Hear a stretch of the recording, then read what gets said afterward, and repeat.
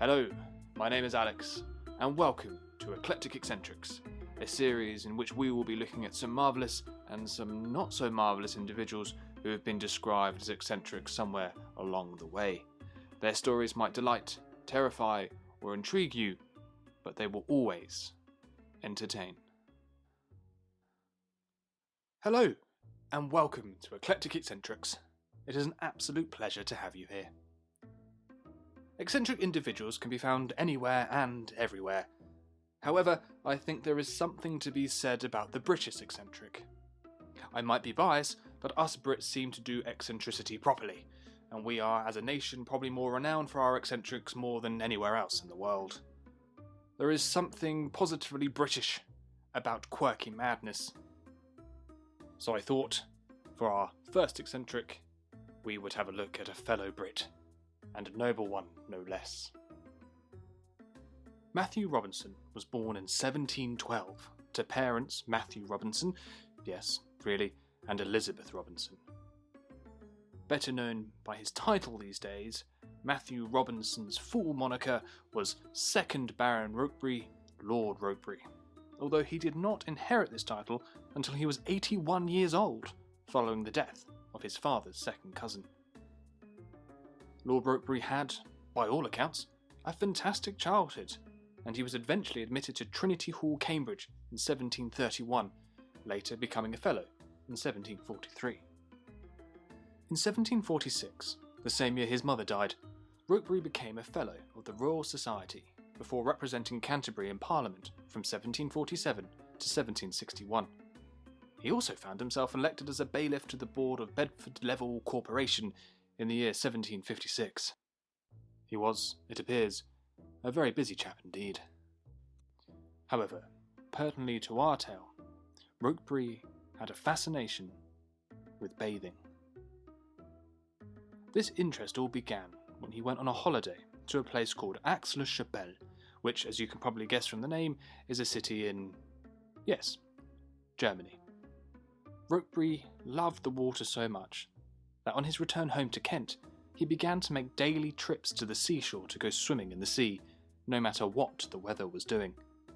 For you see, Rokeby believed that sea bathing would cure any intestinal disorder, which is an ailment that he suffered with, and he did in fact make several return trips to Aix-la-Chapelle during his life to try and mend this internal complaint. Rokeby enjoyed swimming so much in the sea that it was not uncommon for his servants to have to beg him to come home after a long day, and on a few occasions he even fainted and had to be rescued from the water. At his request, a hut was built for Rokeby on the beach at a place called Hythe, as well as a series of drinking fountains along the route in which he walked to the shore. Now, I don't know how long exactly Rokeby's walk to the beach was, but I've had a little browse on Google Maps, and it turns out that his estate, the Morris Estate, which is located near a place called Monk's Horton, is approximately 6.5 miles away from Hythe Beach, and again, according to Google, it would take you just over 2 hours to walk the route. Being a seemingly kind fellow, Rokeby did allow his servants to follow behind him in a carriage with full livery. It appears that he too knew the route was a bit of a slog.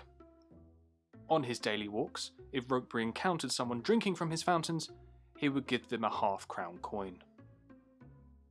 It was during this time, and much against the then modern fashion trends, that Rokeby grew a beard, and was possibly, as noted in Public Characters, the only man in Great Britain and Ireland to have one. This beard grew to such mammoth proportions that it soon began drifting out behind him when he was swimming, spilling out from underneath his arms. Described as a tall and ungraceful character, he must have cut a curious and interesting figure. Within a few years, Rokeby decided to build a swimming pool within the grounds of his mansion, perhaps too growing bored of the daily trudge. Built under glass, it was warmed naturally by the sun, though, of course, it would have been very cold in the winter, much like the rest of his house in fact, because he refused to have any fires lit. He would allegedly spend many hours in his pool, swimming alone.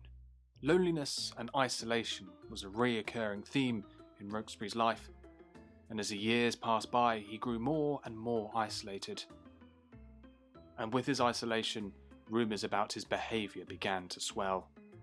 It was reported, for example, that he was a cannibal who only ate raw meat, though his actual diet consisted of beef tea, a nibble of venison, and a lot of water. You must of course bear in mind that during the time that Rokeby was alive, water contained a lot of bacteria, and it was generally considered safer to drink beer.